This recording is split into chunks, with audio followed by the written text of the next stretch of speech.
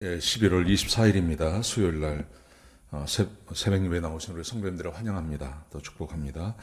우리 말씀 나누기 전에 공동기도 제목으로 기도하는 시간 갖도록 하겠습니다. 기도하시겠습니다. 홍석과 집사의 암을 치료해 주십시오.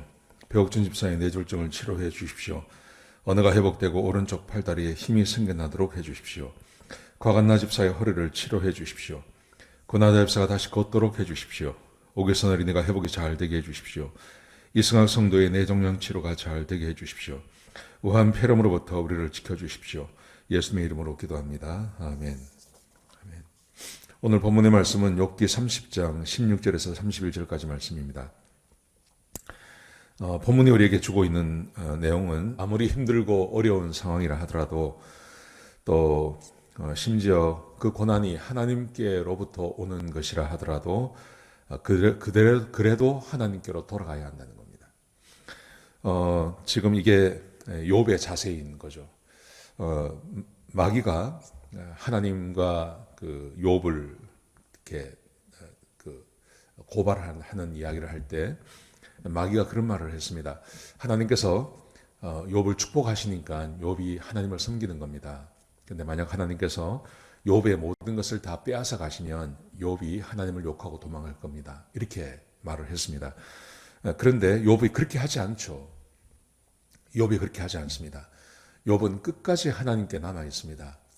그 이유가 뭐냐 하면 아무리 힘들고 어려워도 심지어 그 고난이 하나님께로부터 오는 것이라 하더라도 하나님을 떠나면 희망이 없다는 것을 욥이 알기 때문에 그렇습니다. 오직 하나님께서만 자기를 살려주실 수 있는 분이라는 것을 알고 있기 때문에 아무리 힘들고 어려워도 하나님을 떠나지 않는 겁니다. 우리 주변에 그런 사람들을 많이 보게 됩니다. 힘들고 어렵고 고난이 오면 하나님을 떠나는 분들이 계십니다. 여러분, 하나님을 떠나면 어디 가서 고난을 이길 수 있나요? 누구에게 가야 그 고난을 해결해 줄 수 있나요? 욥은 그런 믿음이 있었습니다.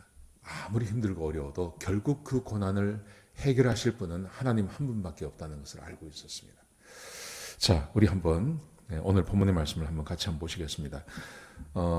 어제 그저께 월요일 화요일 날 말씀에 욥의 지혜가 있었습니다. 그 지혜가 어떤 거냐 하면 자신이 누린 그 축복은 하나님께로부터 왔다는 겁니다. 근데 현재 축복이 거두어지고 고난과 수치 가운데 살고 있습니다. 근데 그 이유는 하나님께서 축복을 거두셨기 때문에 그렇습니다. 이걸 알고 있는 겁니다. 그래서 오늘 16절부터 31절까지 말씀해 보시면 욥이 고통을 당한다고 말합니다. 그러면서 자기의 고통을 이야기하고 있습니다. 이런 고통을 당하고 있었습니다. 16절에 보시면 내 기력이 다 쇠하였고 남은 것은 고통뿐이다. 17절에 보시면 밤마다 뼈마디가 쑤시고 아프지 않은 곳이 없다. 밤마다 뼈마디가 쑤시고 아프지 않은 곳이 없다. 여러분, 욥은 그냥 자기 몸이 아프지 않아도 굉장히 고통스럽습니다. 자녀들이 다 죽었고요. 모든 재산을 다 잃어버렸고 심지어 자기 부인까지 하나님을 욕하고 죽어라. 아주 악담을 하고 가버리지 않았습니까? 그런데 자기 몸이 아파요. 근데 몸이 그냥 병든 것뿐만이 아니라 그냥 밤마다 뼈가 쑤시고 아프지 않은 곳이 없다. 그렇게 말합니다. 그러면서 27절에 보시면 내 가슴이 갈기갈기 찢어지고 날마다 지긋지긋한 고통 때문에 견딜 수가 없습니다. 굉장히 고통스럽다는 거죠. 여러분, 사람이 극단적인 선택을 하는 이유 중에 하나가 지독한 아픔입니다. 요즘 그래서 세계에서 많은 나라들이 스스로 자기의 목숨을 끊을 수 있도록 스스로 자살을 할 수 있도록 허용을 해줍니다. 고쳐지지 않는 병과 굉장한 고통이 있는 사람들은 그냥 스스로 병원에서 자기가 그냥 죽겠다고 하면 죽도록 해주는 나라들이 꽤 있습니다. 지금 이 욥이 그런 고통 가운데 있다는 겁니다. 굉장한 고통 가운데 있습니다. 그런데 고통만 있는 게 아니라 자기의 신세가 아주 처량한 신세가 되었습니다. 그래서 29절에 보시면 내 신세가 자칼이 내 형제가 되었고 타조가 내 동무가 되었다. 사람이 아니라는 겁니다. 자기는 사람이 사람처럼 사는 게 아니라 자기는 그냥 짐승처럼 살아갑니다. 그래서 들짐승이 내 형제, 내 동무가 되는 것처럼 나는 그런 신세가 되었습니다. 그래서 굉장히 고통스럽습니다. 이런 고통을 아마 당하는 사람이 어디 있겠습니까? 근데 지금 욥이 이런 고통을 당하고 있는 겁니다. 그런데 욥이 무슨 말을 하냐면 이런 고통이 어디서 왔냐 하면 하나님께서 나를 버리셨기 때문에 그렇다는 겁니다. 이것 또한 알고 있습니다. 18절에 보시면 하나님께서 그 강한 팔로 내 옷을 당기시니 내가 밤새도록 뒤척일 거라. 하나님께서 밤새도록 욥을 괴롭히신다는 겁니다. 왜 우리가 밤에 잠을 자다 보면 옷이 이렇게 꼬이는 경향이 있죠. 그래서 편안하지가 않고 옷이 이렇게 몸에 붙어서 딱 이렇게 꼬이는 경우가 있습니다. 그러면 그걸 일어나서 펴고 자야 됩니다. 이게 얼마나 굉장히 고통스럽죠. 근데 하나님께서 욥을 어떻게 하냐면 하나님께서 강한 힘으로 욥의 옷을 잡아당긴다는 거예요. 편안히 잠을 자지 못하도록 잡아당긴다는 겁니다. 그래서 내가 밤새도록 뒤척거립니다. 편안히 잠을 못 자도록 아픈데 몸이 뼈마디가 쑤시고 하면 좀 잠을 자면 그러면 좀 이 고통을 잊어버리지 않습니까? 근데 지금 하나님께서 욥을 어떻게 관리하시냐면 밤에 옷을 잡아당기시는 거예요. 그래서 편안히 잠을 못 자고 밤새 뒤척거리게 하신다는 거죠. 거기다가 19절에 보시면 하나님께서 나를 진창에 던지시니 내 신세가 재같이 되었습니다. 하나님께서 그를 진창에 던져버리셨습니다. 21절에 보면 하나님께서 강한 손으로 내리치시니 하나님은 내게만 잔인하십니다. 22절에 보시면 하나님께서 나를 들으셔서 강한 바람에 날려버리시고 폭풍에 휩싸이게 하셨습니다. 하나님이 계속 몰아붙이셔서 자기가 고난당하게 하셨다는 거죠. 그러면서 23절에 보시면 자기는 알고 있다는 겁니다. 나는 알고 있습니다. 하나님께서 결국 나를 죽이시고 죽음의 집으로 가게 하실 것을 나는 알고 있습니다. 아무리 하나님께 기도하고 하나님께 간구하고 도와달라고 해도 하나님께서 응답하지 않습니다. 그리고 자기가 당하는 그 모든 고통, 조금도 나아지지 않고 오히려 더 나빠지는 몸의 상태, 이런 걸 보면서 결국은 하나님께서 나를 버리셨구나. 하나님께서 결국 나를 죽이시려고 하시는구나. 이걸 이 욥이 가슴 깊이 알고 있다는 겁니다. 사랑하는 성도 여러분, 이 정도 되면 하나님 버리고 가는 게 맞지 않습니까? 이 정도 되면 욥의 부인이 했던 것처럼 하나님을 저주하고 욕하고 그냥 자살해버리든지 하는 게 더 속편하지 않겠습니까? 대부분의 사람들이 그런 선택을 하지 않습니까? 하나님 버려버리고 고통이 오면 좀 하던 일이 잘 안 되면 교회를 떠나고 하나님 버려버리고 좀 원하지 않는 일들이 벌어지면 그냥 하나님 원망하고 대부분이 그렇게 살아갑니다.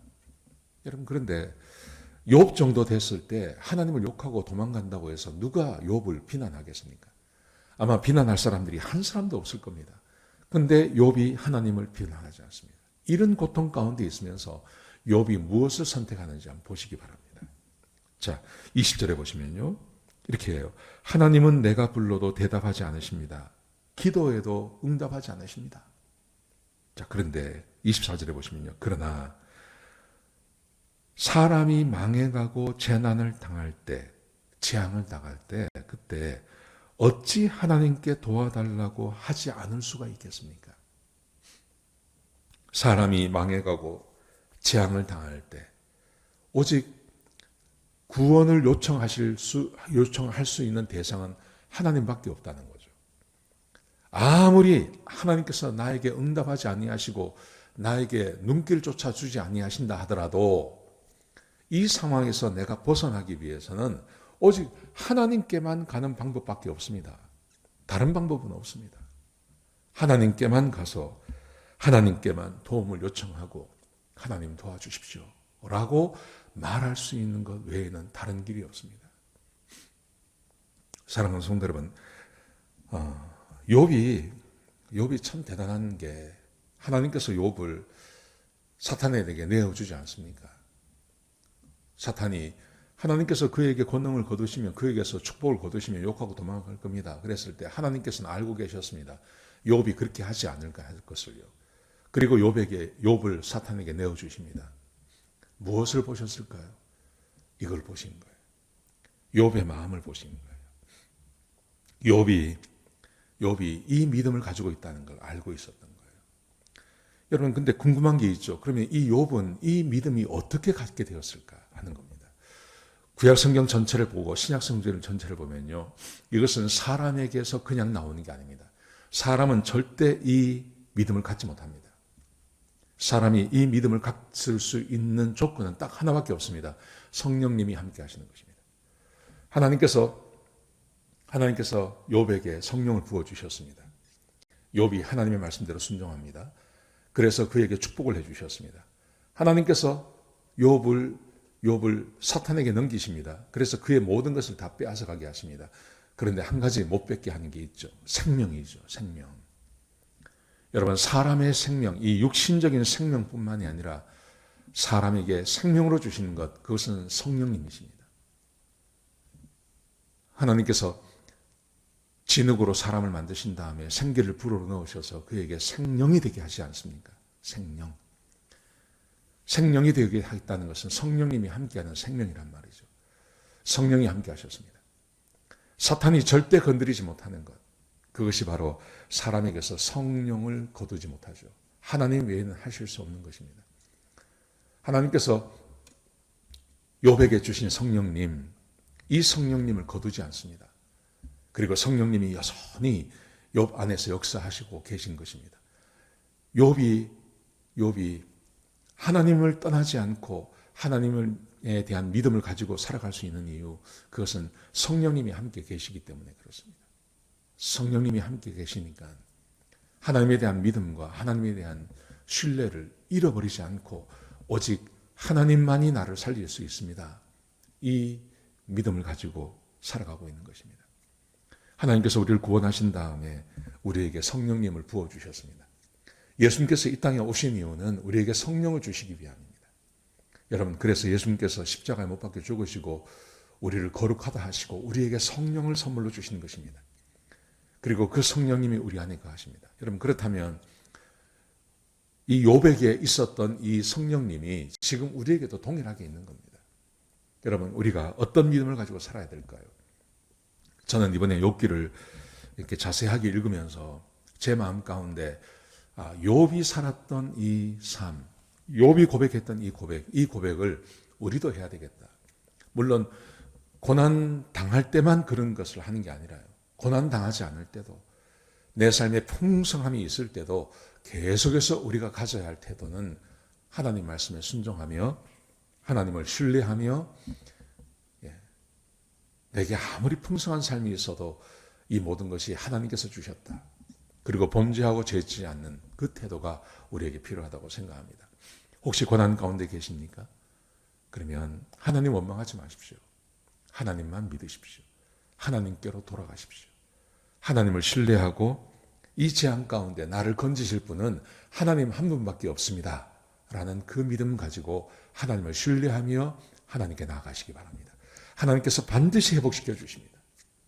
하나님께서 욥을 회복시켜 주신 것처럼 우리에게도 동일하게 역사하실 것입니다. 그 하나님과 함께 동행하시는 복된 하루가 되시기를 주의 이름으로 축복합니다. 기도하시겠습니다. 아버지 하나님, 귀한 말씀 주셔서 감사합니다. 욥이 하나님 신뢰하며 비록 힘들고 어렵고 죽게 되었을지라도 그가 끝까지 하나님을 믿는 그 믿음을 보게 하시니 감사합니다. 성령님이 함께 하셨기 때문에 그랬습니다. 욥과 함께 하셨던 성령님이 지금 우리와도 함께 하십니다. 하나님, 그러므로 우리는 내 안에 계신 성령을 따라 범죄하거나 죄짓지 아니하고 주와 동행하는 귀한 삶 살아갈 수 있도록 도와주옵소서. 주님 감사합니다. 예수님의 귀하신 이름으로 기도드렸습니다. 아멘.